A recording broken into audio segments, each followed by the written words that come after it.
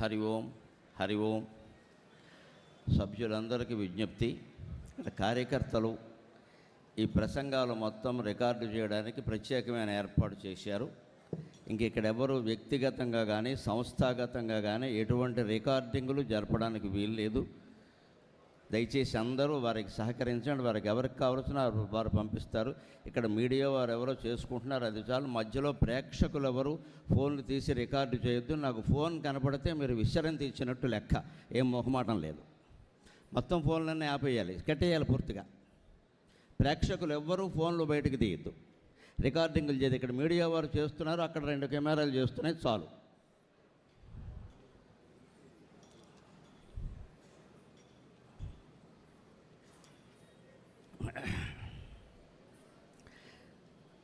వందే మాతర గీతం వెలువడి 150 ఏళ్ళైన సందర్భంగా కేంద్ర ప్రభుత్వం ఈ సంవత్సరాన్ని వందే మాతర సంవత్సరంగా ప్రకటించింది. దేశభక్తి ప్రపూరితమైన ఆ నిర్ణయాన్ని గౌరవిస్తూ మనం వందే మాతర నినాదంతో ఈ ప్రసంగాన్ని ప్రారంభం చేస్తున్నాం. వందే మాతరం, వందే మాతరం, వందే మాతరం. మన తల్లి భరతాంబ మతి శారదాంబ, మన కామె జగదంబ మధుమత్కదంబ. తల్లి భారతమాత, మన తల్లి భరతాంబ మతి శారదాంబ, మన కామె జగదంబ మధుమత్కదంబ. మన తల్లి దేహమ్ము మధుర గేహమ్ము, మన ప్రేమ ఆగేహమందు స్నేహమ్ము. మన తల్లి దేహమ్ము మధుర గేహమ్ము, మన ప్రేమ ఆగేహమందు స్నేహమ్ము. మన భారతీయత మానవత్వయుత, మన జాతి ధీయుత మహనీయ కవిత. మన భారతీయత మానవత్వయుత, మన జాతి ధీయుత మహనీయ కవిత.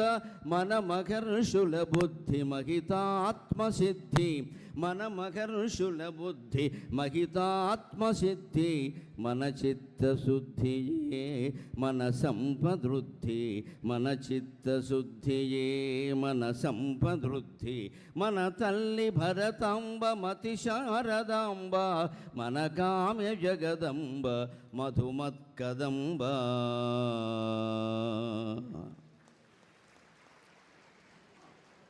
ఈ కాలంలో తల్లి కడుపులోంచి బయటపడింది మొదలు వల్లకాట్లోకి వెళ్ళే వరకు మనిషికి ఆందోళనే మిగిలింది, ఆనందం మిగలలేదు.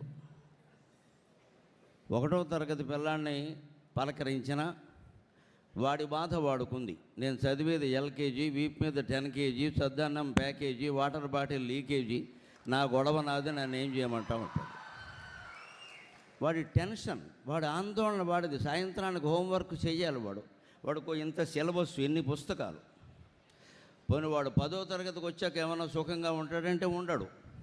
అప్పుడు వాడిని ఇంటర్మీడియట్ పేరు మీద చంపేస్తారు, ఇంటర్మీడియట్లోనూ సుఖంగా ఉండడు. ఎంసెట్ పేరు మీద చంపేస్తారు, ఎంసెట్లోనూ సుఖంగా ఉండడు. తర్వాత మెడికల్ సీట్, ఇంజనీరింగ్ సీటు పేరు మీద ఒత్తిడి చేసేస్తారు, అప్పుడు కూడా సుఖంగా ఉండడు. అందులో పెద్ద ర్యాంకులు రావడం కోసం ఒత్తిడి చేస్తారు, అది అయ్యాక కూడా సుఖంగా ఉండడు. మళ్ళీ ఉద్యోగం కోసం ఒత్తిడి పెరుగుతుంది, ఉద్యోగం వచ్చాక కూడా సుఖంగా ఉండడు. అప్పటికి సన్నాసిగా 30 ఏళ్ళు వస్తే పిల్లనిచ్చేవాడు ఉండడు, అందుకని పెళ్లి లేక ఒత్తిడి.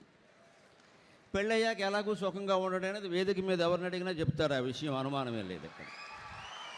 ఇంకా పాపం పెళ్ళి కాని వాళ్ళు ఏమైనా ఆశపడుతున్నారేమో అని మమ్మల్ని ఎవరిని అడిగినా చెబుతాం. ఎవడూ సుఖంగా, ఆడ చెప్తారు మగా చెప్తారు, ఇందులో ఎవరెవరిని బాధ పెట్టారో తెలియదు, కానీ మొత్తం మీద అంతే నడుస్తుంది ఇక్కడ. జీవితం మొత్తం ఆందోళనగా ఎందుకు ఉందంటే, జీవిత లక్ష్యాన్ని మన మహర్షులు ఏ విధంగా నిర్దేశించారో ఆ నిర్దేశించిన మార్గం నుంచి మనం పక్కకి తప్పుకున్నాం. వాళ్ళు నిర్దేశించిన మార్గం ఏమిటి? మన మహర్షుల బుద్ధి మహితాత్మసిద్ధి. ఆత్మసిద్ధి అనేది నీ జీవితానికి లక్ష్యం. మిత్రమా, నువ్వు వైద్య విద్యార్థివైనా, ఇంజనీరింగ్ విద్యార్థివైనా, గృహిణివైనా, గృహస్థువైనా, సన్యాసివైనా, బ్రహ్మచారివైనా, ఏ రంగంలో ఉన్నా సరే ఆత్మజ్ఞానం పొందావా లేదా? నీవెవరో నీకు తెలిసిందా లేదా? నీవెవరో నీకు తెలియనప్పుడు ఈ ప్రపంచం గురించి తెలుసుకునే ప్రతి విషయము దండగే. ఆ ఆత్మసిద్ధి పొందగలగాలి. ఆ ఆత్మసిద్ధి పొందాలి అంటే 1వ తరగతి తెలుగు వాచకంలోనే 4 మాటలు పెట్టారు వాళ్ళు. తెలుగు మాధ్యమంలో విద్యలో అంత గొప్ప గొప్పతనం ఉంటుంది. అమ్మయటన్న మాట మనకు అక్షరమాలను దిద్దునప్పుడే కమ్మగా నేర్పినారు.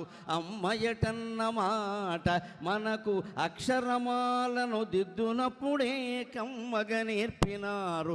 తెలుగమ్మల మించిన అమ్మలెవరో ఇమ్మహి, తెలుగమ్మల మించిన అమ్మలెవరో ఇమ్మహి. ఆవును ఇంటిని ఇక ఈశ్వరునిందలపించినారు మాయమ్మలో. అమ్మయటన్న మాట మనకు అక్షరమాలను దిద్దునప్పుడే కమ్మగా నేర్పినారు. తెలుగమ్మల మించిన అమ్మలు ఎవరో ఇమ్మకి. ఆవును ఇంటిని ఇక ఈశ్వరునిందలపించినారు మాయమ్మలు. తెలుగు పద్యములనంకితమిత్తము, తెలుగు పద్యములనంకితమిత్తము వారి ప్రేమకై. పెద్దలు ఇంకా మొహమాట పడి 1 నుంచి డిగ్రీ వరకు తెలుగు తప్పనిసరి చేయాలి అంటారు. నేను అలా మాట్లాడను, నేను అంత పెద్దవాడిని కాదు. ఖచ్చితంగా ఇంగ్లీష్ మీడియం అనే దౌర్భాగ్యాన్ని 1వ తరగతి నుంచి నాశనం చేసి 5వ తరగతి వరకు తెలుగు మాధ్యమం పెట్టినప్పుడు మాత్రమే తెలుగు నిలబడుతుంది. నాశనం చేయాల్సిందే ఖచ్చితంగా, లేకపోతే నిలబడలేదు. ఈ సన్నాయి నొక్కులు పనికిరావండి ఇక్కడ. ఖచ్చితంగా 5వ తరగతి వరకు తెలుగు మాధ్యమే ఉండాలంటే ఈ తల్లిదండ్రులందరూ ముందు నిర్ణయించుకోండి. మీ పిల్లల్ని ఇంగ్లీష్ మీడియంలో చేర్పించకుండా పక్కన ఒక చిన్న పేదవాడు ఎవడన్నా తెలుగు బడి పెడితే అందులో చేర్పించండి అమ్మా, ఖచ్చితంగా బాగుంటే. నా 2 పిల్లల్ని నేను తెలుగు మాధ్యమంలో చదివించాను కాబట్టి నాకు అరగతుందని నేను మాట్లాడుతున్నాను. నా 2 పిల్లలు మహావైభవంతో, వైభవం అంటే సంతృప్తి, సంపదలు కాదండి. వాళ్ళకి అవసరమైన సంపదలు వాళ్ళకు ఉన్నాయి. వాళ్ళకి సాయం చేయదగిన అవకాశం నాకు భగవంతుడు ఇచ్చాడు. తెలుగు మాధ్యమంలో చదువుకోవడం వల్ల నా పిల్లలు కానీ నేను కానీ ఇక్కడ వేదిక మీద ఉన్న పెద్దలు కానీ ఎవ్వరూ నష్టపోలేదు. మనం ఏ అజ్ఞానంలో ఉన్నామంటే మనకి ఇంగ్లీష్ మాధ్యమం కావాలి, సాఫ్ట్వేర్ కావాలి, ఇంజనీరింగ్ కావాలి, అమెరికా వెళ్ళిపోవాలి, ఆస్ట్రేలియా వెళ్ళిపోవాలి. మనం పోయినా వాడు ఎక్కడికి రావద్దు, మన ఉద్దేశంలో అంతే లెక్క. ఈ దౌర్భాగ్య మనస్తత్వం నుంచి తల్లిదండ్రులు ముందు బయటపడాలి. విద్యా సంస్థల నిర్వాహకులు వెంటనే బయటపడాలి. ఉపాధ్యాయుల్లో ఒక కర్తవ్య నిర్వహణ జరగాలి. అది జరగాలంటే 1వ తరగతి తెలుగు మాధ్యమంలో చదివిన వాళ్ళందరూ పాత పుస్తకం ఓసారి తిరగేసి చూడండి. మన హిందూ ధర్మానికి తెలుగు భాషకి ఎంత అవినాభావ సంబంధం ఉందో అర్థమవుతుంది. అందులో 1వ తరగతి 1వ పుటలో అమ్మ, ఆవు, ఇల్లు, ఈశ్వరుడు అని 4 మాటలు ఉంటాయి. అమ్మ ఎందుకు? అకారం నేర్పడానికి అమ్మ, ఆకారం నేర్పడానికి ఆవు, ఇకారం నేర్పడానికి ఇల్లు, ఈకారం నేర్పడానికి ఈశ్వరుడు అవసరం లేదండి. అమ్మ బదులు అప్పడం పెడితే చాలామంది వస్తారు. ఆవు బదులు ఆనపకాయ పెడితే కూడా తెలుస్తుంది. ఇటు ఇకారం బదులు ఇటు ఇల్లు అక్కలేదు, ఇటక మొక్క పెట్టినా వింటారు.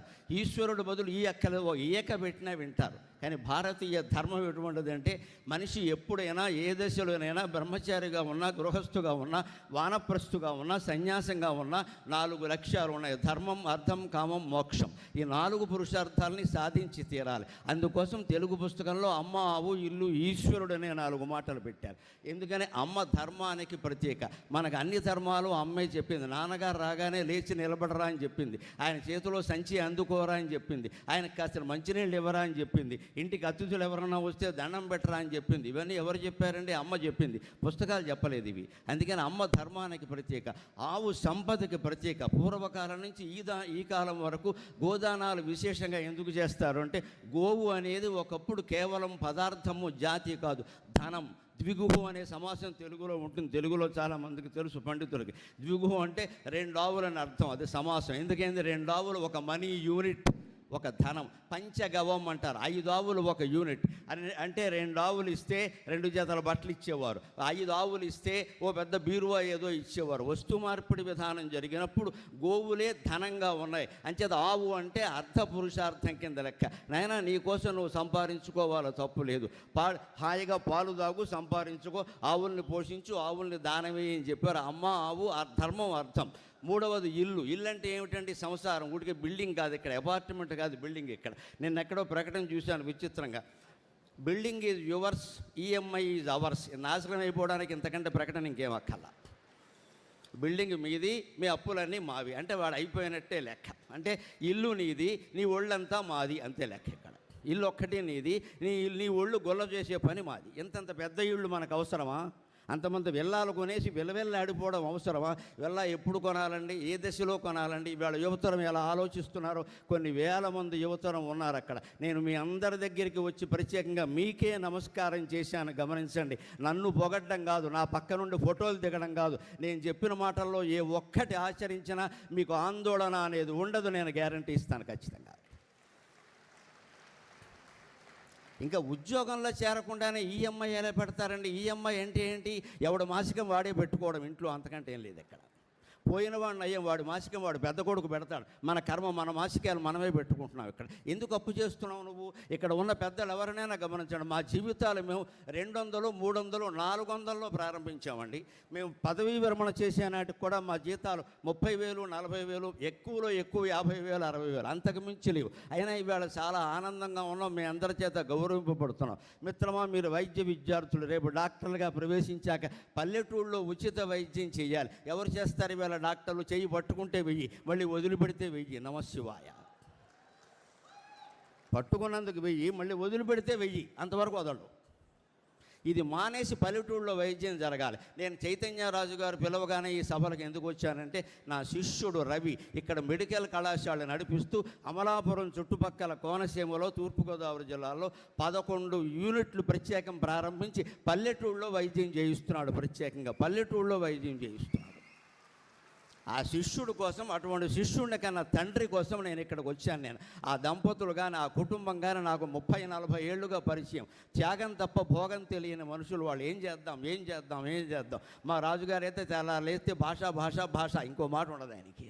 అటువంటి ఆయనకు పుత్రులు రామలక్ష్మణులు లాంటి వాళ్ళు ఉన్నారు, మా రవి, శశి, ఇద్దరు కూడా. వాళ్ళు పల్లెటూళ్ళలో ఈ వైద్యాన్ని వ్యాప్తి చేస్తున్నారు, విద్యల్ని వ్యాప్తి చేస్తున్నారు. పల్లెటూళ్ళలో వైద్యం చేయాలి. ఇవాళ మీ వైద్య విద్యార్థులందరూ మీరు చిన్నవారైనా మీకు శతాయుష్షు కలగాలని ప్రార్థిస్తూ నేను కోరుతున్నా. పల్లెటూళ్ళలో వైద్యం చేయడానికి మీలో ఎంతమంది సిద్ధంగా ఉన్నారు? మీరు వైద్యం చేసినా మంచిదే, చేయకపోయినా మంచిదే. దిక్కుమాలని అమెరికా వెళ్ళకండి, అదొక్కటి ప్రతిజ్ఞ చేయండి చాలు, ఇంకేం అక్కర్లేదు.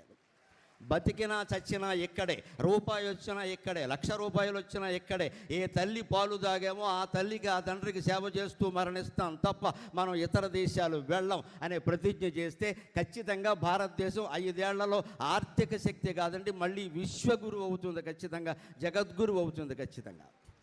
నువ్వు పుట్టిన ఊళ్ళో నువ్వు వైద్యం చేయడానికి సిద్ధంగా లేవు, నీకు డబ్బులు కావాలి. నీ పెళ్ళానికి అంతకంటే రెట్టింపు డబ్బులు కావాలి. మీరిద్దరూ హైదరాబాదులో మకాం పెడతారు వైద్యం చేయడం కోసం. ఎందుకు మహాసభలో ఎందుకు నేర్చుకోవడం మనం ఎక్కడ? అందుకని అమ్మ ఆవు, నువ్వు అర్థపురుషార్థం సంపాదించుకో. ఇల్లు అంటే నీ సంసారం, ఇక్కడ బిల్డింగ్ కట్టుకోవడం కాదు. ఇంత పెద్ద బిల్డింగులు కట్టిన వాళ్ళందరూ మనశ్శాంతిగా ఎవరన్నా ఉన్నారండి? ఎవరు ఇల్లు చూసినా సరే లక్షల కోట్ల ఖరీదు చేసే సోఫాలు కనిపిస్తున్నాయి. ఐరావతం అంత సోఫా ఉంటుంది, పక్కన ఓ చింతామణి పీఠం ఉంటుంది, ఇంకేదో కామధేనువు పక్కన ఉంటుంది. భార్యాభర్త కలిసి కూర్చోవడం నేను ఏ ఇంట్లోనూ చూడలా. వారెక్కరో మొగుడు మొగల్తూరులో ఉన్నాడు, ఆలే ఆత్మకూరులో ఉంది. తెలుగులో సామెత అంటారు అది. ఆలే ఆత్మకూరులో, మొగుడు మొగల్తూరులో. పూర్వమే నయం. ఇప్పుడు ఆలే అమెరికాలో, మొగుడు ఆస్ట్రేలియాలో ఉన్నారు. ఇక్కడెక్కడ లేరు. ఇక్కడ వారు ఫోన్లో మాట్లాడుకుంటూ ఉంటారు. కుటుంబ సంబంధాలు ఎందుకు బాగుంటాయండి? ఇల్లు బాగుండాలంటే ధర్మం, అర్థం, తర్వాత కామపురుషార్థం. అదే ఇల్లు. ఇల్లు అంటే కేవలం కుటుంబం కాదు, అక్కడ మన్మథ పురుషార్థం అని కూడా అర్థం కాదు. లైంగిక బంధాన్ని ధార్మికం చేసి, వివాహ బంధం చేసి, సంతానాన్ని దానికి ముడివేసి, మమకారాన్ని పెంచి, అహంకారాన్ని తగ్గించి, మోక్ష మార్గం చూపించిన ఏకైక జాతి హిందూ జాతి, ఏకైక మతం హిందూ ధర్మం. అది అనుసరిస్తేనే మనం బాగుంటాం ఖచ్చితంగా.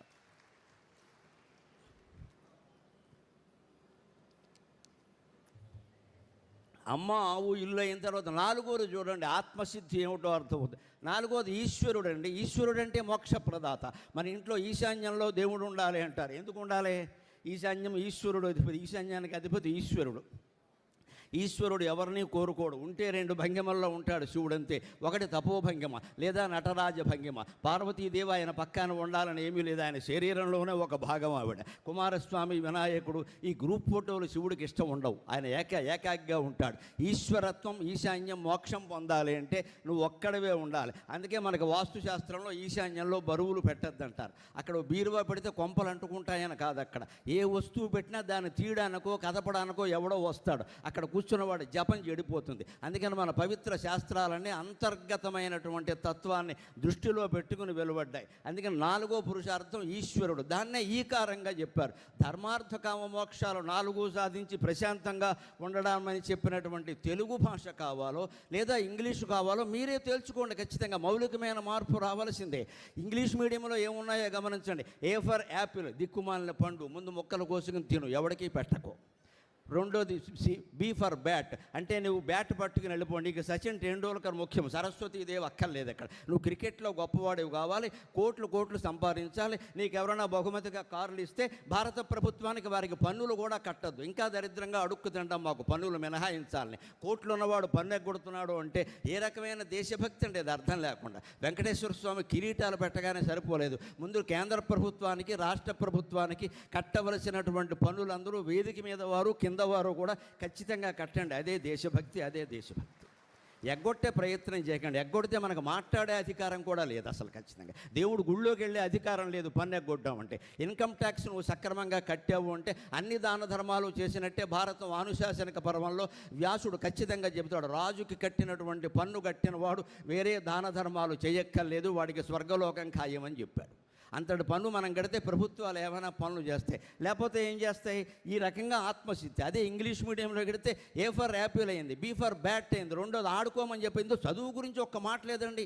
సరస్వతి లేదు, ఈశ్వరుడు లేడు, కుటుంబం లేదు, తల్లి లేదు, గోవు లేదు, ఏమీ లేదు, ఏ మాత లేదు. ఒట్టి జగమాత అల్లుడు ఒక్కడే శుభ్రంగా తినే తాగే పడుకో, అంతే. ఇంగ్లీష్ ద్వారా నేర్చుకుంటున్నది అదే. పోనీ బీ ఫర్ బ్యాట్ అయింది, C for cat, D for dog. ఈ రెండు ఏమైనా గొప్ప జంతువుల? ఒక వెధవ జంతువు పిల్లి కపటత్వానికి చిహ్నం, రెండో జంతువు బానిసత్వానికి చిహ్నం. సింహాలు పులులు పుట్టినటువంటి జాతికి కుక్కల్ని పిల్లుల్ని నేర్పుతున్న తర్వాత జాతి ఎప్పుడైనా బాగుపడుతుందో ఆలోచించండి దయచేసి, ఆలోచించండి దయచేసి. ఆలోచన రావాలి.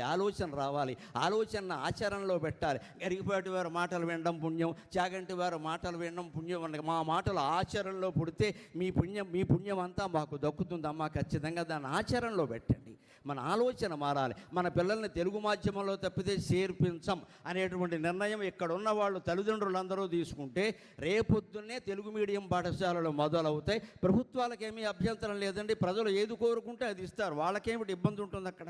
అందుకని తెలుగు మాధ్యమంలో మనం చదివించాలి. ఇంకొక మాట నేను చెబుతాను. ఒకే ఒక పద్యంలో ఈ ధర్మార్థ కామ మోక్షాలు 4ంటిని ఎలా సాధించవచ్చో కృష్ణదేవరాయలు చెప్పాడు. ఒకే ఒక పద్యంలో ధర్మార్థ కామ మోక్షాలు 4 ఎలా సాధించాలి? ముందు ధర్మంగా ఉండాలి. మన ధర్మం ఏదో మనం చేయాలి. ఆ ధర్మం ద్వారానే అర్థాన్ని సంపాదించాలి. ధర్మంగా సంపాదించిన అర్థంతోనే కామం అంటే కోరికలు తీర్చుకోవాలి. ఆ కామంలో పడి కొట్టుకోకూడదు. కోరికలు ఎప్పుడు తరిగేవి కాదు. కోరికలు క్రోటన్ మొక్కలు లాంటివి, అప్పుడప్పుడు కత్తిరిస్తేనే అందంగా ఉంటాయి. కోరికలు గుర్రాలు అయితే మనం గాడిదలు అవుతాం, అనుమానం ఏం లేదు ఇక్కడ. ఆ కోరికల్ని చేయించాలంటే మోక్ష పురుషార్థం ఉండాలి.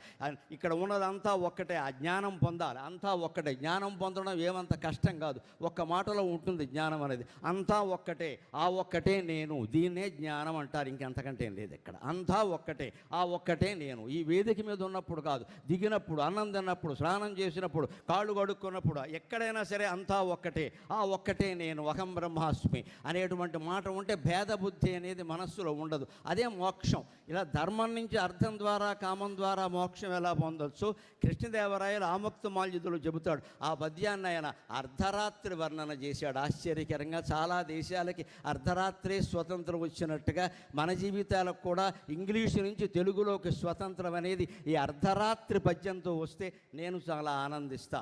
ఆముక్తమాల్యద కావ్యం ప్రారంభంలోనే విలుబుత్తూరు పట్టణాన్ని వర్ణిస్తూ ఆయన అంటాడు, అర్ధరాత్రి ఒక గాలి వీచిందట. అర్ధరాత్రి వీచిందని ఆయన చెప్పడు, కవి ఎప్పుడూ నేరుగా చెప్పడు, నర్మగర్భంగా చెబుతాడు. వర్ణించిన పరిస్థితిని బట్టి అది అర్ధరాత్రి అని అనుకోవాలి. అక్కడ విష్ణుమూర్తి కోవెల ఉందిట, మన్నార స్వామి కోవెల. ఆ కోవెల మించి ఇలా గాలి వీచిందట. ఆ గాలిని వర్ణిస్తాడు చూడండి ఆయన. మలయపు గాలి రేల వనమాలి విమాన పతాక గల్లు మంచులియ. మలయపు గాలి రేల వనమాలి విమాన పతాక గల్లు మంచులియ. పసిండి మువ్వగమి నొక్కొక మాటు కదల్ప, పసిండి మువ్వగమి నొక్కొక మాటు కదల్ప. ఉల్కి మిన్నలము తదీయ హేమవరణాంచల చంపక శాఖలందు.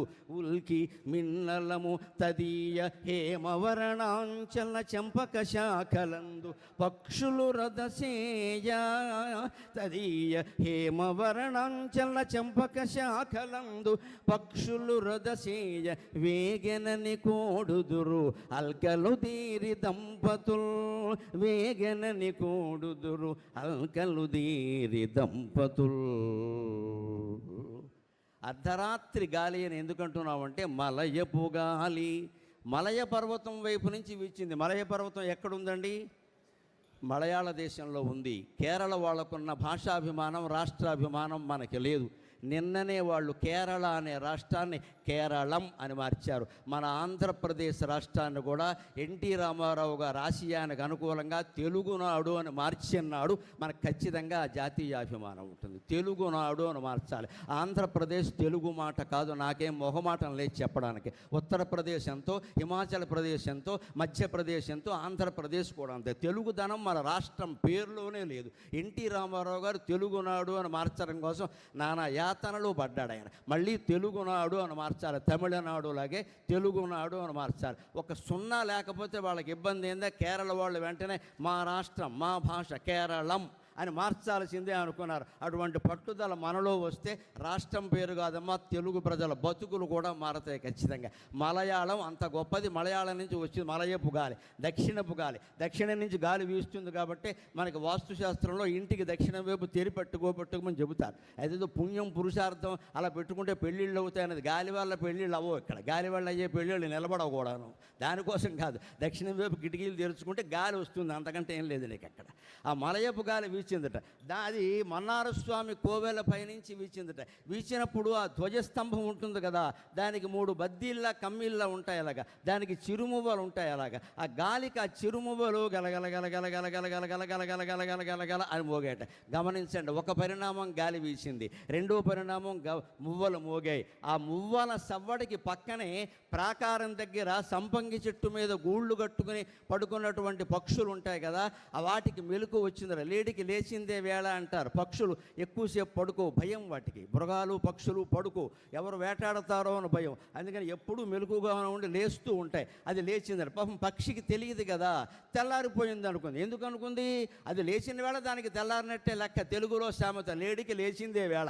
ఎప్పటికీ ఎవరన్నా ఈ పని చేయి, ఇప్పుడే చేయి, ఇప్పుడే చేయంటే రేపు పొద్దున్న చేస్తామన్నాం అనుకో, ఇప్పుడే చేయాలంటే లేడికి లేచిందే వేళ, నీకేం బుద్ధి లేదా అంటారు వెంటనే. ఇక్కడ మృగాలకి పక్షులకి అవి ఎప్పుడు మెలకు వస్తే అప్పుడు తెల్లారింది అనుకుంటాయి. పాపం పక్షులు తెల్లారింది అనుకుని బెలబెల బెలబెల బెలబెల అరుచుకుంటూ వేటకు బయలుదేరాడు. వేటకంటే అర్థపురుషార్థం కదా ఖచ్చితంగా. అక్కడ వేటకు బయలుదేరాయట. ఆ వేటకు బయలుదేరిన పక్షులు రెక్కల చప్పుడు ఉంది కదా, బెలబెల బెలబెల బెలబెల అని అరుస్తూ ఉంటే ఆ రెక్కల చప్పుడు, ఆ మాట చప్పుడు కిటికీలోంచి వినపడింది. ఎంత మహనీయమైన వర్ణన చేస్తాడో ఆ కవి దాంపత్య బంధాన్ని గురించి. 2 దంపతులు, అది కూడా కొత్త వాళ్ళు, రైతు దంపతులు. వాళ్ళకి పెళ్ళి ఒక ఏడాదో ఎంతో అయింది. అక్కడ పడుకున్నారు వాళ్ళు. పెళ్ళైన ఏడాది కదా, కొంచెం తగాదాలు అవి ఉంటూ ఉంటాయి. పెళ్ళైన మొదటి సంవత్సరం భార్య మాట భర్త వింటాడు. కొత్త మోజు కదా, కొంగు పట్టుకుని తిరుగుతూ ఉంటాడు. ఈ అమాయకురాలు ఏదో నాకు వశం అయ్యాడు అనుకుంటుంది. అంతకంటే అజ్ఞానం ఇంకోట్లేదు. 2వ ఏడు చూడు నీకు తెలుస్తుంది.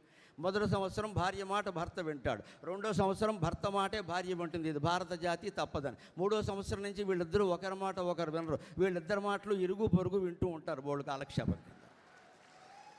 దాంపత్యం అంటేనే అంతే కదా. అందుకని వీళ్ళు పాపం కొత్త దంపతులు ఏదో చిన్న ప్రణయ కలహం వచ్చింది వాళ్ళకి. అంతకంటే పెద్ద డిఫరెన్స్ ఆఫ్ ఒపీనియన్ అని ఇంగ్లీషులో చెప్పాల్సినంత గొడవేం లేదు అక్కడ. ఏదో చిన్నది వచ్చింది. ఆవిడ అటువైపు తిరిగి పడుకుంది, ఈయన ఇటువైపు తిరిగి పడుకున్నాడు. భారతదేశం గొప్పతనం ఏమిటంటే, కొత్త దంపతులు ఎడముఖం పెడముఖంగా పడుకుంటే గాలి కూడా ఊరుకోదండి. గాలి వీచి వాళ్ళని కలుపుతుంది ఖచ్చితంగా. That is India. అది భారతదేశం, అది భారతదేశం.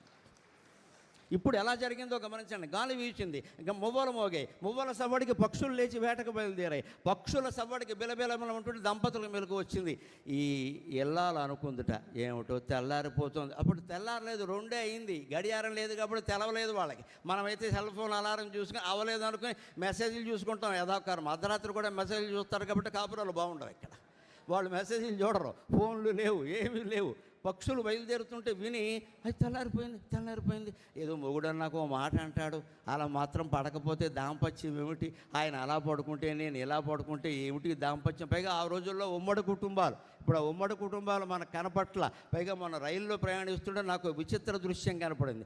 ఒక ఇద్దరు అమ్మాయిలు మాట్లాడుకుంటున్నారు. వాళ్ళలో ఏదో మాట్లాడుకుంటే నేను ప్యాంటు చొక్కా వేసుకుని ఉన్నాను, నన్ను వాళ్ళు గుర్తుపెట్టారు, నమస్కారం చేశారు, అది అయిపోయింది. కానీ నా దూరంలో నేను ఉన్నాను, ఏదో జపం చేసుకుంటాను.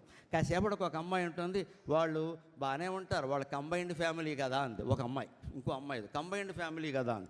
అంటే మనకు తెలుసు కదా కంబైన్డ్ ఫ్యామిలీ అంటే. నాకు సరదా పుట్టి అమ్మ కంబైన్డ్ ఫ్యామిలీ అంటే ఇంకా తాతలు ముత్తాతలు అందరూ కలిసి ఉన్నారా అన్న. లేదండి, కంబైన్డ్ ఫ్యామిలీ అంటే భార్యాభర్త కలిసి ఉండడం అంది. నమశివాయ.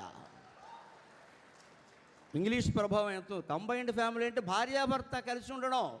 తల్లిదండ్రులు ఎప్పుడో పోయారు, పిల్లలు ఎప్పుడో హాస్టల్లో ఉంటారు, వృద్ధులు వృద్ధాశ్రమంలో ఉంటారు. వీళ్ళిద్దరూ లింగీలు ఇటుకోమంటే ఇద్దరు ఉంటారు, వీళ్ళిద్దరూ కొట్టుకు చచ్చిపోతూ ఉంటారు. ఎందుకంటే 6 అంతస్తులు కదా, ఎక్క దిగ. ఇది కంబైన్డ్ ఫ్యామిలీకి వచ్చిన నిర్వచనం. ఆ రోజుల్లో అది కాదండి, అత్తమామలు అక్కడే ఉంటారు ఖచ్చితంగా, తోడుకోళ్ళు తోడలుడు అన్నగారు వదిన గారు కూడా అక్కడే ఉంటారు ఖచ్చితంగా. ఆవిడ అనుకుంది ఇల్లాలు పాపం తెల్లారితే మళ్ళీ అత్తగారు తలుపు కొడుతుంది, తెల్లారినా లేవరు మొగుడు మీద మోజు అనేదో అంటుంది ఆవిడ పని లేకుండా. ఆ మాట పడలేక కోడలు పాపం తెల్లారితే మళ్ళీ మొగుడు కనపడ్డు, ఏదో ఆయన కోపం వచ్చాడు పడుకుంటే నేను ఇటు తిరిగితే ఆయన ఇటు తిరుగుతాడు కదా అని పాపం ఇటు తిరిగింది. ఆయనకు కూడా అనిపించింది తెల్లారితే మళ్ళీ పొలం పనికి పోవాలి, అమ్మ పిలుస్తుంది, ఈ భార్యను కనీసం ముట్టుకోవడం కాదు మాట్లాడే అవకాశం కూడా లేదు. ఇంత రసమయమైన సమయాన్ని మనం పాడు చేసుకుంటే అలాగా అని ఆయన కూడా ఇటు తిరిగాడు.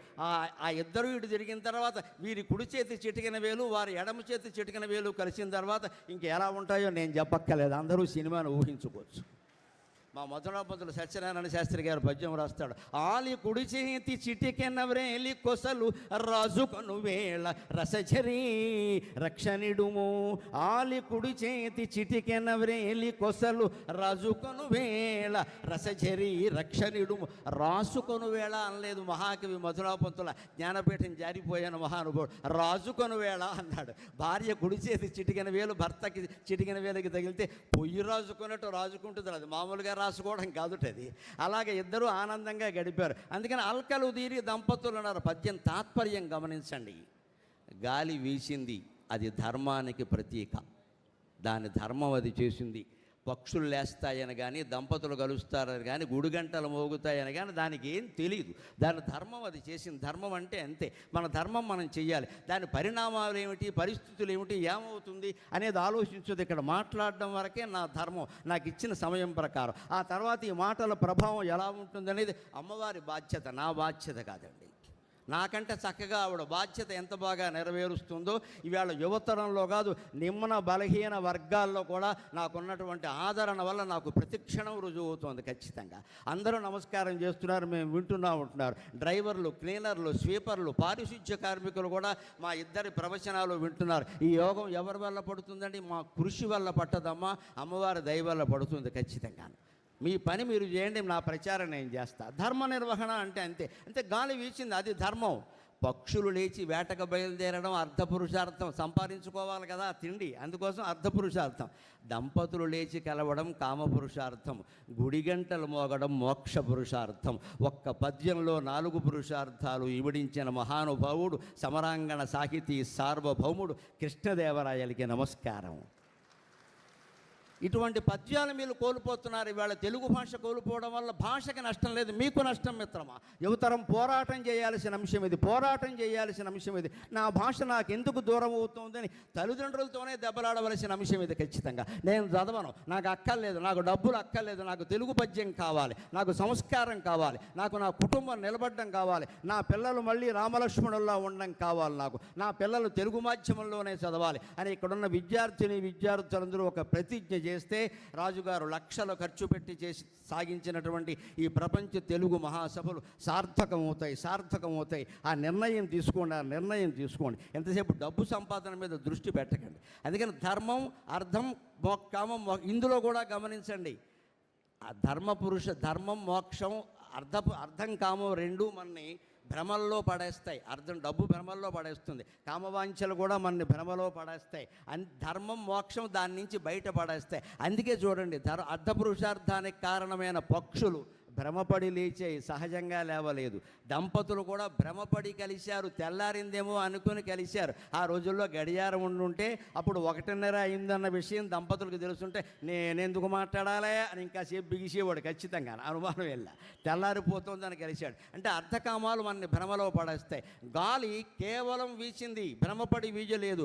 గుడి గంటలు కూడా భ్రమపడి మోగలేదు, గాలి వీచినప్పుడల్లా మోగుతాయి. అంటే అర్థకామాలు మనని భ్రమలో పడేస్తాయి, ధర్మ మోక్షాలు భ్రమ నుంచి బయటపడేస్తాయి. ఈ రకంగా ఆత్మసిద్ధి అనేటువంటి జీవిత లక్ష్యాన్ని ఒక్క తెలుగు పద్యంలో మనకు అందించారండి. అటువంటి తెలుగు పద్యాలు మనం నేర్చుకుందాం. చివరిగా ఒక్క మాట, అరవంబు మహారాష్ట్రమో కన్నడమో ఆంగ్లంబు బంగాళమో. మహానుభావుడు కాకినాడ పక్కన రామచంద్రపురంలో వైద్యుల నారాయణదాసు గారని ఒక యోగి ఉండేవాడు. ఆయన నేను సహస్రావధానం చేసిన రోజుల్లోనే 96-97లోనే అసలు సహస్రావధానం అంటే ఏమిటి, 1000 మంది పండితులు కూర్చుంటారా, ఆ 1000 మంది పండితులు రకరకాల ప్రశ్నలు వేస్తే ఆయన ఏదో సమాధానం చెప్పడం, అది కూడా కాదు, పద్యం 4 వాయిదాల్లో చెప్పాలి పద్యాన్ని. ఆ రకంగా 1000 పద్యాలంటే 4000 పంక్తులు చెప్పడమా, అందులో 750 పద్యాలు ఏకధాటిగా అప్పగించడమా, ఇది మనిషి అన్నవాడు చేయగలిగిన పనేనా అని భగవంతుడు దయవల్ల, మా అమ్మ దయవల్ల ఇగో ఇక్కడ కూర్చున్నారు నాకు ధూళిపాళ మహాదేవమణి గారు వంటి పండితులు. వారు నా గురుతుల్యులు. అయ్యా లేచి నిలబడండి ఒకసారి, సభాసదులు మిమ్మల్ని చూసి తరిస్తారు ఖచ్చితంగా. నా గురుతుల్యులు, అటువంటి పెద్ద గురువులు నేర్పినటువంటి అవధానం, వారు ప్రోత్సహించినటువంటి పండితుడిని నేను. వారు తమ బిడ్డలా భావించి కఠినమైన సమస్యలు కావాలనే ఇచ్చేవారు. కాస్త నేను ప్రయత్నం చేస్తే నువ్వు చేస్తావు కాబట్టి ఇచ్చానయ్యా గరికిపాటి అనేవారు. అటువంటి పెద్దలు ప్రోత్సహించడం వల్ల సహస్రావధానం చేయగలిగితే ఆయన ఆ విచిత్రం అండి. ఆయన గాంధేయవాది. ఆయన బస్సు కూడా ఎక్కడ, ఆయన రామచంద్రపురం నుంచి కాకినాడ వరకు నా కోసం నడుచుకుంటూ వచ్చేవాడు. ఆయన చూడ్డానికి నడుచుకుంటూ 82 ఏళ్ళు 85 ఏళ్ళు దాటిన పెద్ద మనిషి. ఆయన ఒకరోజు నాతో మాట్లాడుతూ తెలుగు భాష గురించి ఆయన చెప్పిన పద్యం ఇది. అరవంబో మహారాష్ట్రమో కన్నడమో ఆంగ్లంబో బంగాళమో సరదాతో మరి దేనికో చదువుకో సాధించుకోగాని. అరవంబో మహారాష్ట్రమో కన్నడమో ఆంగ్లంబో బంగాళమో సరదాతో మరి దేనికో చదువుకో సాధించుకోగాని. సోదరుడా సోదరుడా ఆంధ్రుడనంచు చెప్పుకొనుచు మర్యాద పాటింపవే. సోదరుడా ఆంధ్రుడనంచు చెప్పుకొనుచు మర్యాద పాటింపవే. మరి మరువన్ బోలుని ఆంధ్ర భాష, మరువన్ బాడియ ఆంధ్ర భాష, అది సంభాషింపగా రాదుకో.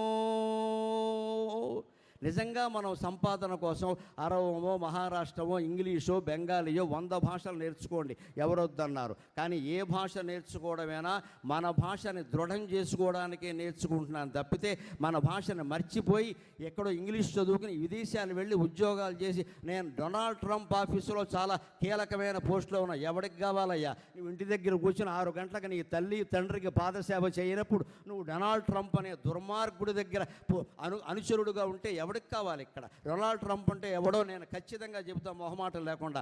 విష్ణుమూర్తి జైవిజీవులను శపిస్తే 3 అవతారాలు ఎత్తారనుకుంటున్నారు, పొరపాటు. హిరణ్యకశిపులు 1వ అవతారం, రావణ కుంభకర్ణులు 2వ అవతారం, శిశుబాల దంతభక్తులు 3వ అవతారం, డొనాల్డ్ ట్రంప్ ఎలాన్ మస్క్ 4వ అవతారం ఖచ్చితంగా. మళ్ళీ వీళ్ళని నాశనం చేయడానికి విష్ణుమూర్తి రావాల్సిందే, మనమంతా ప్రార్థన చేయవలసిందే ఆంధ్ర మహావిష్ణువులు ఖచ్చితంగా. ఈయనేమో అంగారక గ్రహంలో కాలనీ కడతాట, ఎందుకని రియల్ ఎస్టేట్ వ్యాపారం కోసం.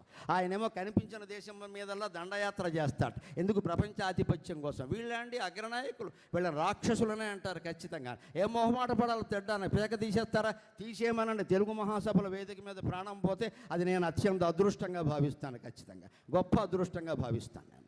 ఏం భయం లేదు ఇక్కడ, మాట్లాడడానికే భయపడిన వాళ్ళం కార్యాచరణ ఎలా చేస్తామండి? యువతర మొత్తం ధైర్యం నింపుకోండి ఖచ్చితంగా. మా భాషలోనే మేము మాట్లాడతాం. ఒక్కటే మాట రాజుగారిని కూడా నేను అడుగుతున్నా, అయ్యా మీ సభలు సార్థకం కావాలంటే ఇక్కడ మీరు పెట్టిన మెడికల్ కళాశాలలో కనీసం నెలకొక్కసారి, వారానికి మీకు ఇబ్బందిగా ఉంటుంది, నెలకొక్కసారి 1 గంటన్నర సేపు ఒక సాహిత్యవేత్తని పిలిపించి తెలుగు సాహిత్యం ఆధునిక యువతరానికి ఎలా ఉపయోగపడుతుందో చెప్పించండి ఖచ్చితంగా. అలా ఏడాది ఏడాది పాటు ఉపన్యాసాలు జరిగితే వాళ్ళే ఖచ్చితంగా తెలుగు భాష మాకు కావాలని కోరుకుంటారు, స్వచ్ఛందంగా చదువుకుంటారు. అటువంటి నిర్ణయాన్ని మా రాజుగారు తీసుకోవడానికి, మీరంతా అనుసరించడానికి, తెలుగు అమలు విశిష్టంగా జరగడానికి నా ఉపన్యాసం ఏమాత్రం ఉపయోగపడినా నేను ధన్యుణ్ణి. నాకు ఈ 4 మాటలు నేర్పిన మా అమ్మ ధన్యురాలు. స్వస్తి.